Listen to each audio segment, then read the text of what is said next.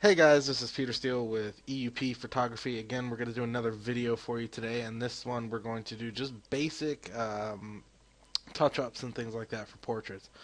So we're going to open up Lightroom here, and we're going to import a raw image. This was courtesy of Phonos Photos Raw Talk 74.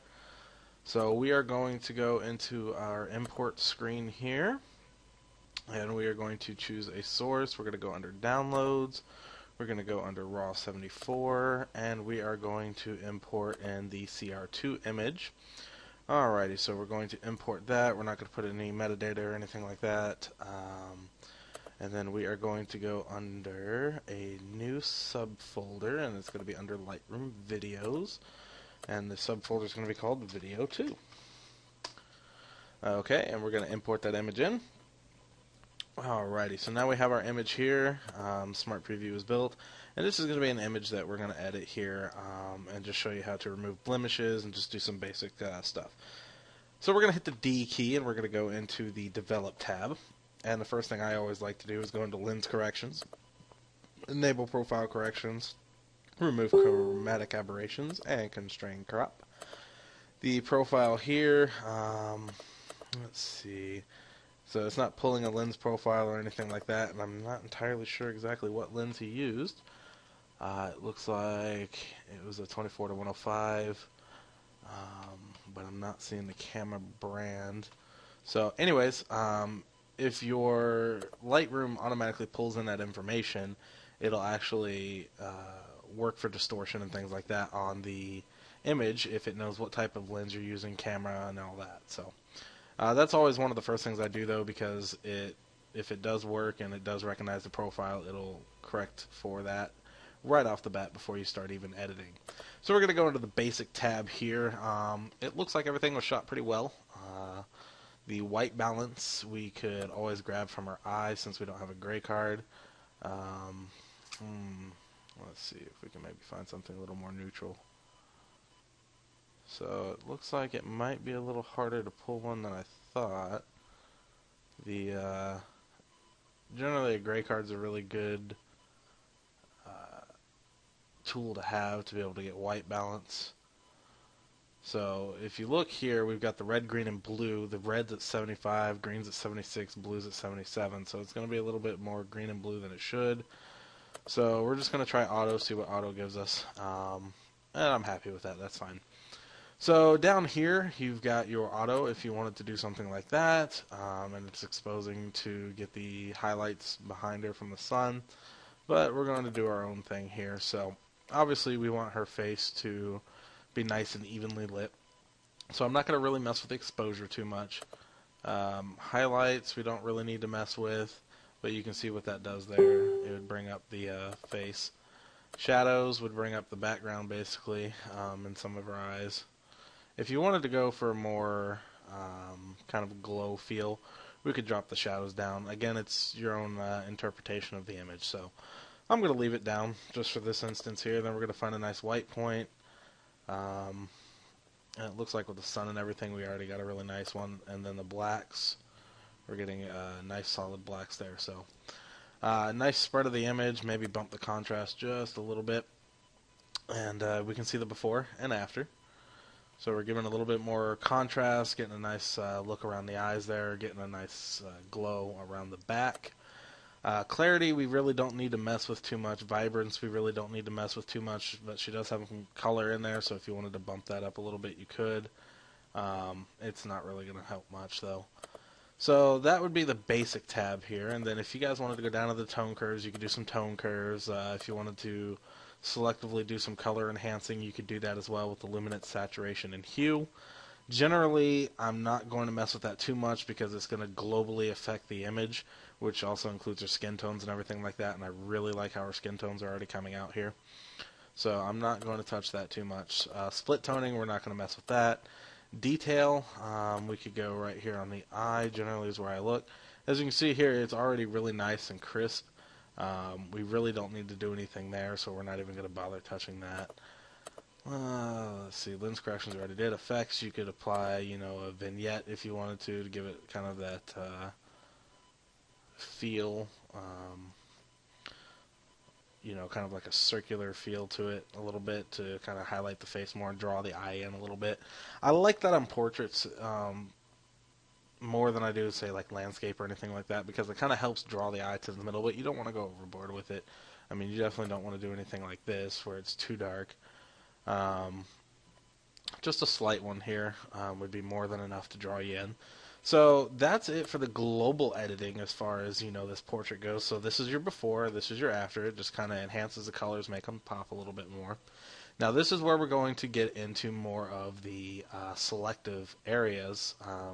So you have your adjustment brush, you've got red eye removal, but we don't really need any of that spot removal. So these two right here, spot removal and the adjustment brush, are probably going to be the two that we use the most in this image. Now as you can see here, it's nice and crisp already, so we don't really need to do much there. Generally with men, you don't do a lot of adjustments with the skin. But with females, they generally want a softer skin, they want the blemishes removed, things like this here. So you would want to go through and selectively remove those. So what we're going to do is we're going to choose our spot removal tool here, and then if you have a mouse with a scroll wheel, you can actually use that to adjust the size. If you're using a tablet like a Wacom or a Huion, you can do that right off the tablet as well, or just use your bracket keys. So we'll just tap on there and it'll get rid of that. I'm going to drag it down just a little bit though, because it was grabbing some of that hair. I don't want it grabbing any of that hair, so come in here, select that one, we'll select that one. Let's see, you can hold your space bar down and use your left key to drag while keeping the spot removal tool active. Okay, so she's got a little blemish here, so we'll get rid of that one. And that's fine where it's pulling from. She's got a little speck here, a little speck there. Now, of course, you don't want to get rid of like every little thing. You'd be doing this forever. But any of just the skin blemishes and things like that that you notice, you'd want to go through and try to get rid of those, especially like right here on the nose. There's a couple right there. There's one right there. Generally, you want to try to keep it as small as possible when it comes to removing blemishes, because the bigger you get, the bigger chunk it's going to pull from somewhere else, and that can lead to some issues. There's one right there. There's one right there. So again, if you can make it smaller, do it. If they have birthmarks or anything like that, it's up to the model if they want them gone or not, because sometimes that's what defines them.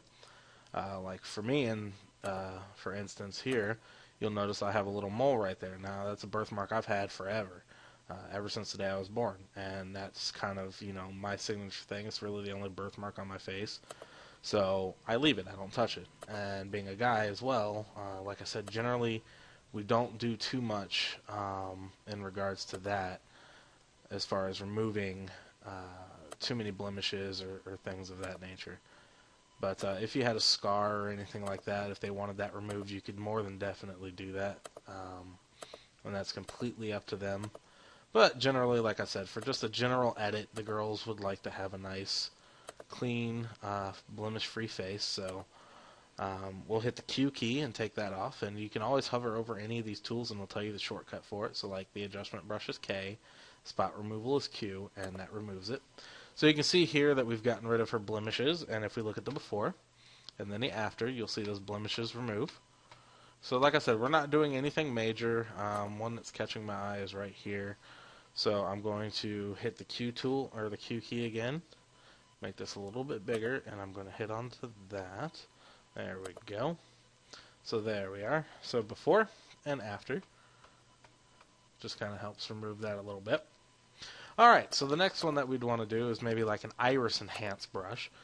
This is nice to make the eyes really pop, because when you're doing a portrait, that's really the main focus, is the eyes. You want the sharpness directly on the eyes. You want that to be the crispest, most clear spot on the image. So what we're going to do is go over here to our adjustment brush, or you can just hit K. And if you have some of these like already edited or changed, so you can see here it's like going up to a purple tint, double click effect and it'll reset all of your sliders. And we're going to come down in here to iris enhance. Now with this here, we can turn on our show selected mask overlay down here by pressing the O key. And that's going to show us a nice little red outline of exactly where we're painting in. And then we're going to do the same thing over here.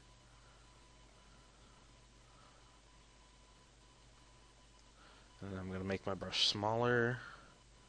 I'm going to come around the top of that pupil there. Same thing over here. Now I'm using a mouse, so it's a little bit harder to get really exact. Press the O key again, it disappears. So before and after, before and after. So like I said, it just makes them pop just a little bit more. You can hit the K key or just press the brush again, pop it back out, and come back and look. If you want to bump that up a little bit more, not that I advise it in this case, but you could come in here and you could, boost it up like that and get a really nice brighter eye. But the thing with that is then it starts to look a little bit unnatural. So I'm going to actually reduce that back down to about right there. So we have our before and our after, and as you can see, it just kind of makes the eye pop a little bit more here. It's not going to do as much on this side as it will this side, but it does help draw that in. Now, in the case of piercings, which I've got no problem with whatsoever, some people, they want them removed, especially if you're doing like a fashion shoot or something, and even though the model likes it, maybe the client who's paying for the image doesn't. And say the model forgets to take them out and it's an oversight on your part, you can easily remove those with the spot removal tool again by selecting that right there. And even though you'll be able to tell a little bit, you can go in and fix that a little bit more. Let's see here. Let me select another one there. Okay, and it's now gone. Her piercing's completely gone. Unless you're pixel peeping, you're not even going to notice it. Again, even pixel peeping, you're still not really going to see it. Yeah, you can see a little bit right here, but not too much. Same thing for up here. You could do the same bit there. It'd be a little trickier up here because you've got this dark shadow right here, so it's going to be a little harder for it to know what to grab. But with like lip rings or eye rings or anything like that, it's a little bit easier to work with. You can also come down here to the lips, and we're going to do a saturation brush. So we're going to click here and then go to saturation. And we're going to spread that out a little bit. We're going to press our mask overlay key so that we can see where we're painting. And we're going to paint the lips in here really quick. And don't be afraid if you go a little too much over, because it's very, very easy to fix. You can actually do the erase feature. I'm going to just shrink that down just a little bit here. Make sure we get all of that nice and neat. Okay. So say you accidentally go like a little too far. If you press your Alt key, you actually get the erase function, and you can come in and kind of go around the outside edges and get that exactly where you want it to go. So like down in here, that might be a little much. We might want to grab just a little bit more there. Okay, so we'll turn that off, and the saturation key basically is going to boost the saturation of the lips, their natural lip color. So before and after, before and after. So it just, like I said, if you crank it way up, you'll see what it does there. Crank it way down. So it's basically, it's a way to kind of hack in some lipstick a little bit, but without overdoing it. So that looks nice. It matches her coat here. And let's look at the before image. So before, we had the lip ring, we have blemishes, things of that nature. And then after, we've cleaned all that up. We've gotten rid of the lip ring. She still has the piercing over here. We've brightened up the eyes a little bit. You can also come in here and brighten up the whites as well, just to make the eyes pop a little bit more. I'm not going to do that in this image, but it's very easy to do, again, with the adjustment brush here. And then you would just go under exposure, or even maybe just the highlights, but I would use the exposure. Just kind of paint it in a little bit, brighten it up just a smidge. Not much. You don't want to go overboard. If you accidentally do something like that, you can just hit the delete key. Now, we are going to do a skin soften, though. So the skin soften is going to soften the skin up, as you can see here, but it's not going to remove a lot of the details. So you can still see, the pores and things like that, but they're just going to be softened up to where they're not so noticeable. Because not all girls like to have their pores, visible like that to where you can see every little speck. It also helps too when you're working around the eyes if they've got some wrinkles or maybe they've got a little bit of baggy eyes going on from lack of sleep or whatever. You can use this to kind of help reduce that a little bit to make it not as noticeable, and it just kind of helps out. So carefully paint it in here, go around the face, and then once I get around the biggest areas, and again you can turn your O key on so you can see the overlay here, so you can see there's spots I'm clearly missing.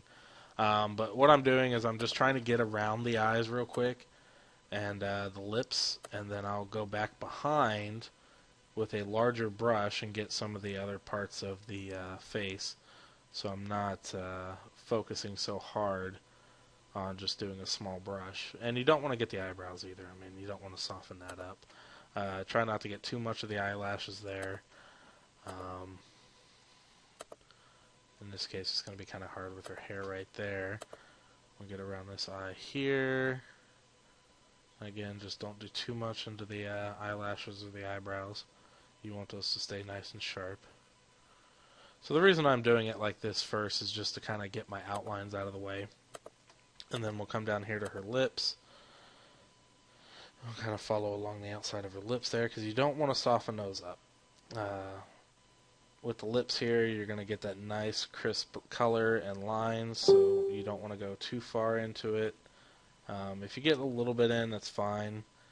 So, alright, we're going to hit fill up here so that we can keep our brush on. Then we're going to expand this brush quite large so that we can come back in here and fill in the spots that we might have missed. And I'll show you guys what this looks like when it's all done. But this is a nice tool for, like I said, women, girls, things like that. They're not going to want you to, turn the clarity way down or anything like that, which I see a lot of new photographers do. They'll just drop the clarity like crazy, and I'll show you what that looks like here in a second. An absolute no-no. It looks really bad. You don't want to do that. So let me make this a little bit smaller here. And sorry that I'm making you sit through this, but we're going to edit this stuff in real time so that you can learn. Okay, so, and again, this is just a basic tutorial. We're not going into anything super advanced with the editing or touch-ups here. We're just going to do what are the most common things that photographers want to learn or new photographers want to learn when editing portraits. And this is one of them, going through and getting the skin and everything like that. Okay, so we're going to make sure I get that in there. We're going to turn the O key off, and you can see her skin is softened up nicely while retaining the nice sharpness of the eyes, the eyebrows, the lips, everything else. Again, down in this area, it doesn't matter too much because people aren't going to be pixel peeping down into here. But it's going to look really nice. So this is what the skin soften looks like. This was before. And this was after, before, and after. Okay, so a lot of people call this the airbrush effect. You can, of course, tone it down if you'd like to. If you wanted to go back into it and edit, you could select on the edit point there, and you can come in here and, I don't know why the clarity's dropped that low. You can change the clarity a little bit if you want to keep some of that, so that it's not so fake. So as you can see here, we still keep some of her pores and things like that by upping that clarity just a little bit, but we're not losing all of that detail, and we're still able, oh, and there's another blemish there. We're still able to soften that skin up a little bit and make it much nicer looking. So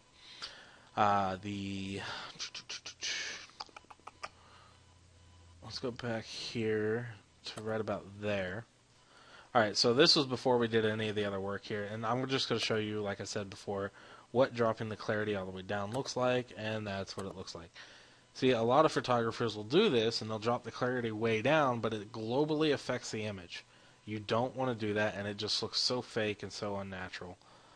So that's something you definitely don't ever want to do. But we're going to go back in our history. Let's see here.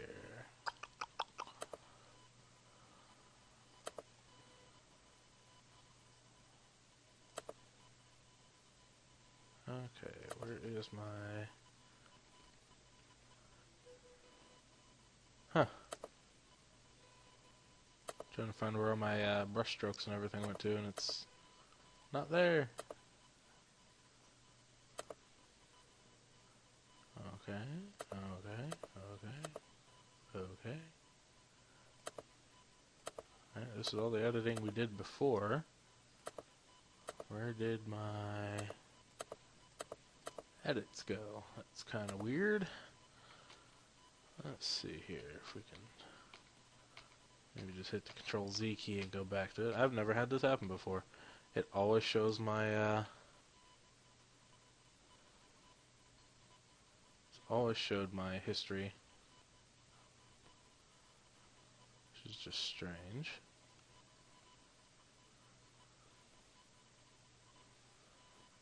There it goes. Huh. That was... Yeah, that was really weird. I don't know why my history just, like, popped away like that. Okay, so we got back to it anyways. That's all that matters. In the event that that ever happens to you, like it just did to me, when you get to a spot you like, say you like your image right here, you can always make a quick snapshot as well.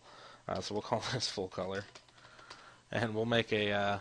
well, apparently I can't spell or type today, but we'll make a nice snapshot of it. So that way, if that ever happens again and I do lose my history, I can just double-click this and go right back to it. That's another great thing as well, especially if you wanted to maybe play with black and white. Say you wanted to play with black and white, bump the contrast up there. Fro, he loves doing high contrast, so I like to do it for him too if he ever sees these videos. But this is where you can go in and you can do your editing as well. And say that you like your black and white just like this. And let's just say for the sake of you were done with it, you can name this black and white. Okay, and now you can always switch easily between the two. So that's kind of nice there. I kind of like the black and white. That is kind of nice though. The only thing I might do is I might come in here and let me see. I might brighten this up just a little bit on this side of the face. And again, that erase tool, just hold the Alt key. And then we're going to double click that to remove the effect, and then we're going to go into our, well, as soon as I start doing anything, it should go to custom. Ooh, that's way too much. That's too much.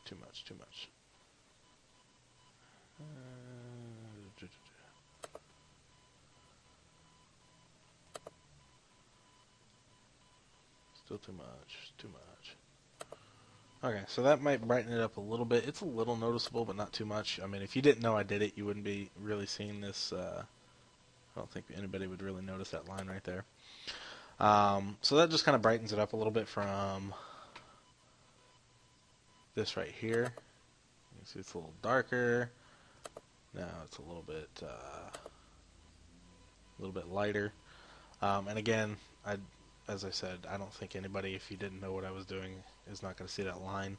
And you could always feather that out too if you wanted to, just to make it a little bit less noticeable. To do that, you would select here, and you can even turn the opacity of this down if you wanted to. So you could change the density, things like that. And there should be an opacity setting somewhere here. Maybe just under density. And turn density down. No, that's going to be for the actual brush.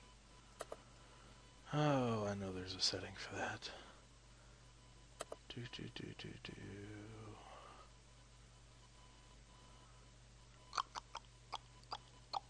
Bear with me here. I haven't had to play with that in a while. I know there's a setting that you can change, like the opacity of that. You could always just take the flow down and just kind of blend it in a little bit too. So we can do that and blend it in. So we'll just use the flow feature on this one. So it blends it in. That line's not noticeable anymore, and you still managed to brighten up the side of the eye a little bit, just to make it help pop a little bit more. So this is the beginning of the image. This is the black and white. And we're going to delete this one here. We're going to add the new black and white. And unless it just got rid of all my edits there. Let me see. There we go. So we're going to do a new snapshot here. We're going to call it Final Black and White. Okay, so we've got our two images here. We've got our full color and our black and white edited. They look great. It's a great looking model here. So what we're going to do is we're going to go up to File.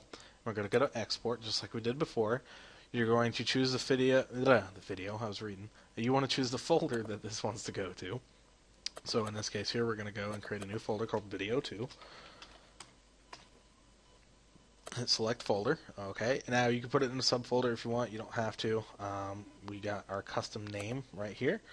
So I'm going to call this Full Color Raw 74. And then we're going to come down here, metadata, no watermark, and export. If you guys want to learn more about the settings as far as exporting and things of that nature, please watch my first video, which goes over the basics of Lightroom, and that does cover it, every little feature and function in that video for you. And then we're also going to go to the full color here. We're going to go to File and Export as well, and we're going to call, oh, I don't know why I did that one as the full color. This is the full color. We're going to export. We're going to overwrite. And then we're going to go back to the black and white. We're going to File, Export. And then instead of full color, we'll call this black and white. My mistake. I wasn't paying attention. I'm just going to do B&W. And call good, export, and done. So if we go in here to our handy-dandy little File Explorer, and we go under the Pictures, we go under Post-Processed, we go under Lightroom Videos, Lightroom Video 2, and we now have our black and white and our full color. So this is our black and white, this is our full color, ready to go on the web. All you have to do is send it out. Again, if you haven't watched in the full video for the Lightroom 5 basic tutorial that I did, it'll explain how to shrink the resolution and the quality down a little bit for putting on like social media and things like that instead of having a full high resolution file.